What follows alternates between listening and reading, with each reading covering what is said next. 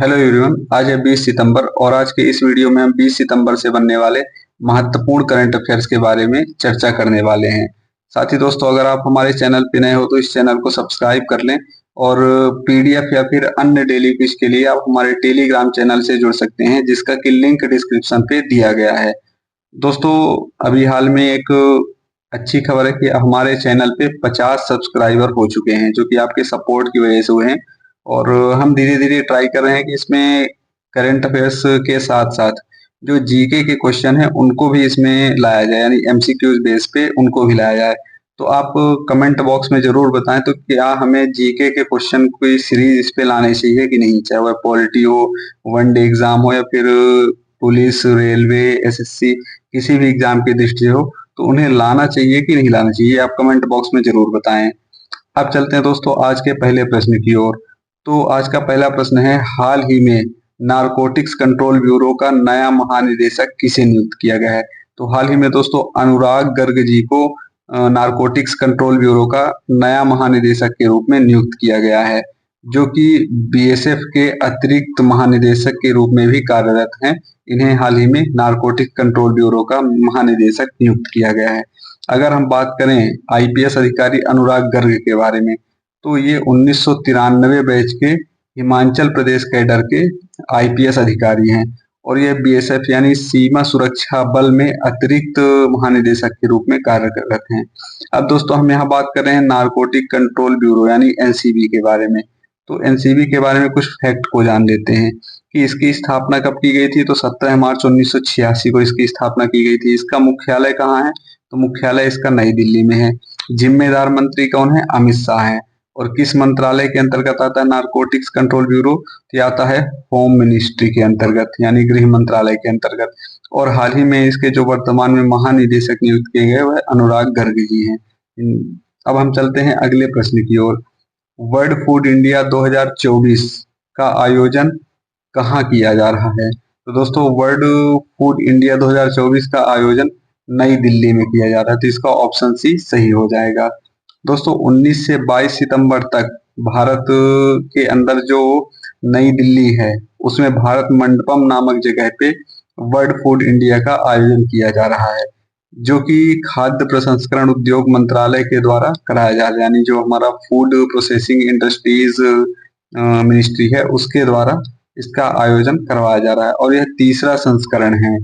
साथ ही दोस्तों, अगर वर्ल्ड फूड इंडिया की बात करें तो उसको बढ़ावा देने के लिए भारत सरकार ने सन 2017 में विश्व खाद्य भारत भारत कार्यक्रम का उद्घाटन किया है।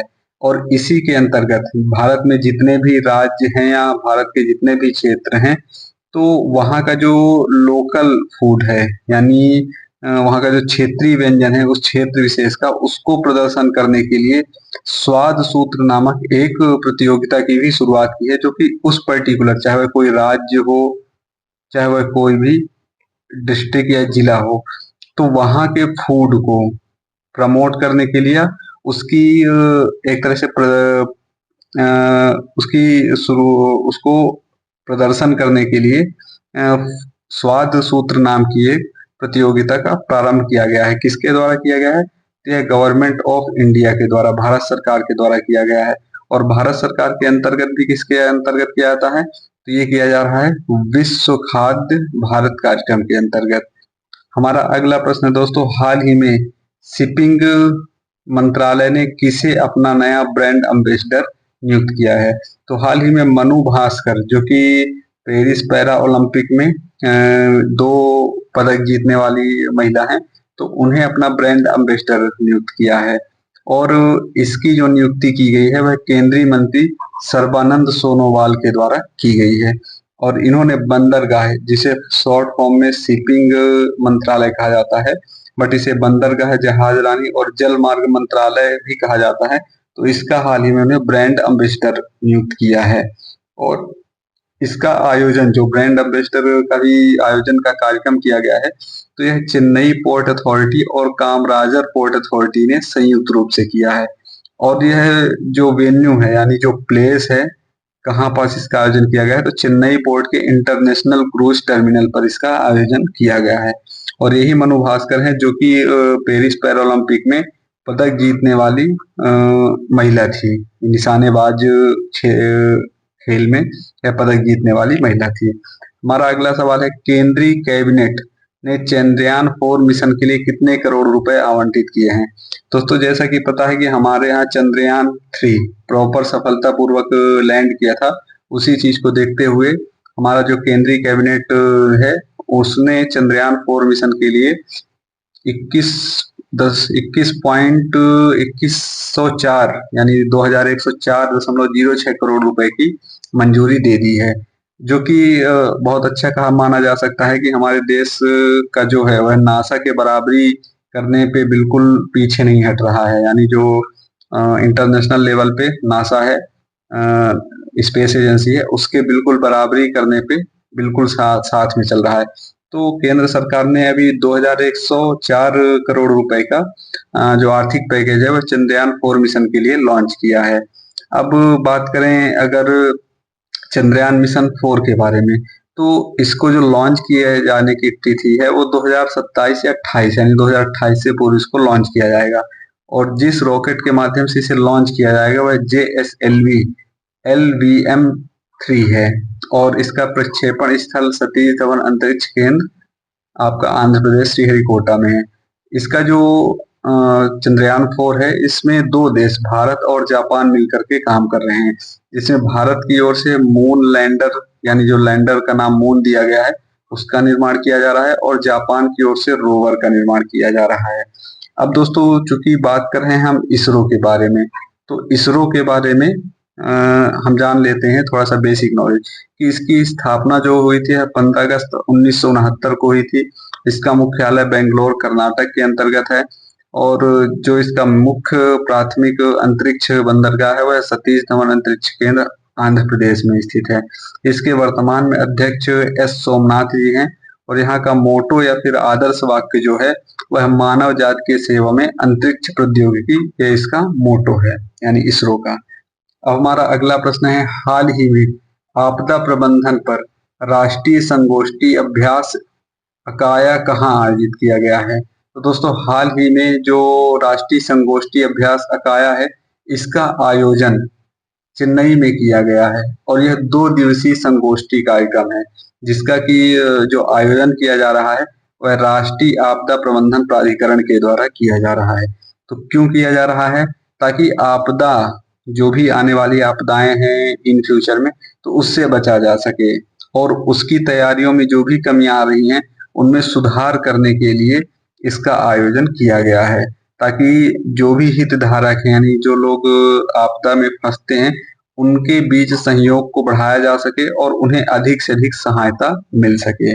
इसके अलावा यह हर क्षेत्रों में जो भी चाहे वह रेलवे विभाग का हो, चाहे वायु विभाग का हो, चाहे स्वास्थ्य विभाग का हो, किसी भी क्षेत्र का हो, हर व्यक्ति इसमें पार्टिसिपेट करेगा, ताकि कभी भी अगर जरूरत पड़े तो वह आपदा में फंसे लोगों की मदद कर सके। हमारा अगला प्रश्न दोस्तों, पुरुष एशियाई हॉकी चैंपियंस ट्रॉफी 2024 किस देश ने जीती है? तो हाल ही में भारत ने चाइना को 1-0 से हरा करके ये चैंपियंस ट्रॉफी जीत ली है। तो और ऐसा करने वाला भारत पांचवी बार भारत ने ऐसा किया है, और 5 बार करने वाला ऐसा भारत पहला देश बना हुआ है। यह 17 सितंबर को इसका फाइनल खेला गया था, जो कि चीन का ही एक स्टेडियम है, मोकी हॉकी ट्रेनिंग बेस, यहाँ पर आयोजित किया गया था, और यहाँ भारत ने चीन को 1-0 से हराया है।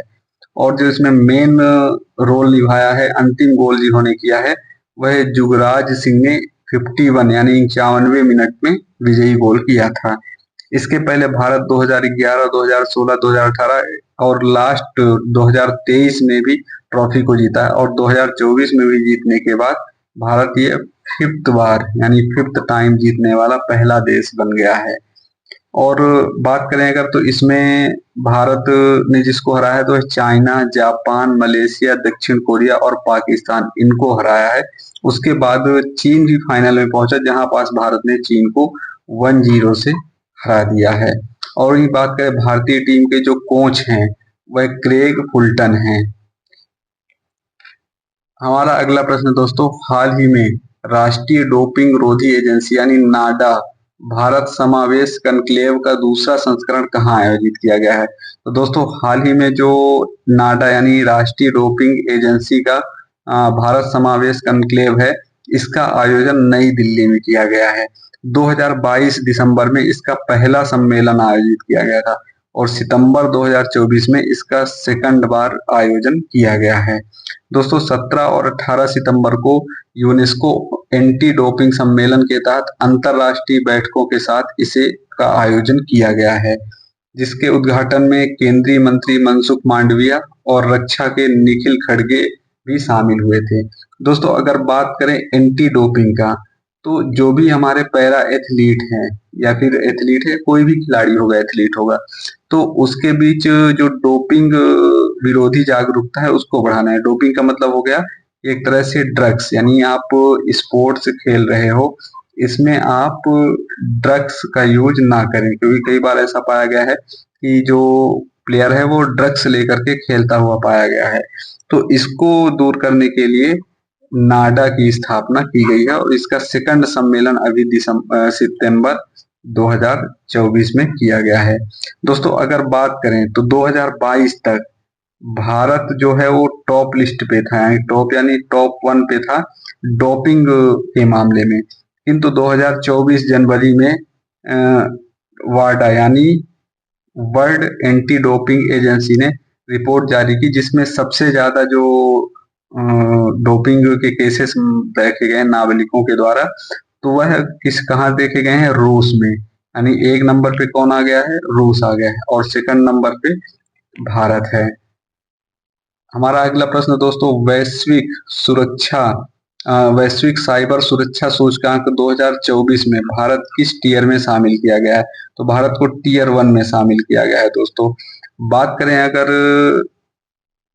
जो साइबर सुरक्षा सूचकांक है, तो इसका जो आयोजन किया जा रहा है वह अंतरराष्ट्रीय दूर संचार संघ के द्वारा किया जा रहा है और 2015 से इसकी शुरुआत की गई है। तो दोस्तों ये भी क्वेश्चन पूछा जा सकता है कि जो हमारा वर्ल्ड या वैश्विक साइबर सुरक्षा सूचकांक है, तो इसका जो आयोजन किया जा रहा है तो किसके द्वारा किया जा रहा है? तो आयोजन इसका किया जा रहा है अंतरराष्ट्रीय दूरसंचार संघ के द्वारा और 2015 से इसका नियमित रूप से आयोजन किया जा रहा है। इसका उद्देश्य मुख्य रूप से है कि साइबर सुरक्षा को बढ़ावा देना, यानी साइबर अटैक जैसे भी हो रहे हैं, जैसे आप लोग देखते होंगे कि फेक कॉल्स आते हैं लोन के लिए, लॉटरी के लिए, तो ये एक तरह से साइबर क्राइम के अंतर्गत आता है, जहां आपसे आपकी जो पर्सनल डिटेल है या फिर आपका जो अकाउंट डिटेल है वो लिया जाता है और आपके साथ धोखाधड़ी की जाती है।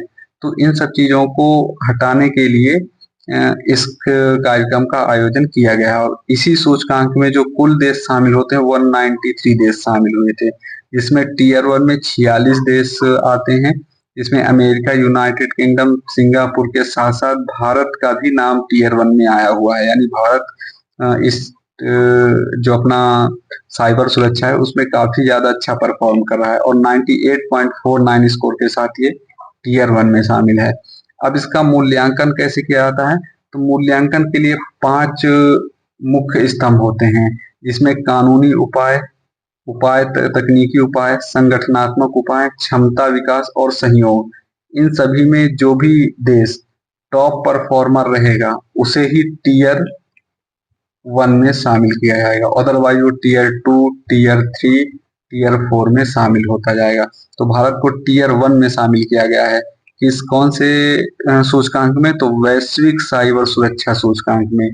ठीक, तो अब चलते हैं अगले प्रश्न की ओर। हमारा अगला प्रश्न है 19वें दिव्य कला मेला का आयोजन कहाँ किया गया है? तो दोस्तों हाल ही में 19वें दिव्य कला मेला का आयोजन विशाखापट्टनम में किया गया है दोस्तों, और इसका आयोजन 19 तारीख से शुरू हुआ है और 29 सितंबर तक चलेगा।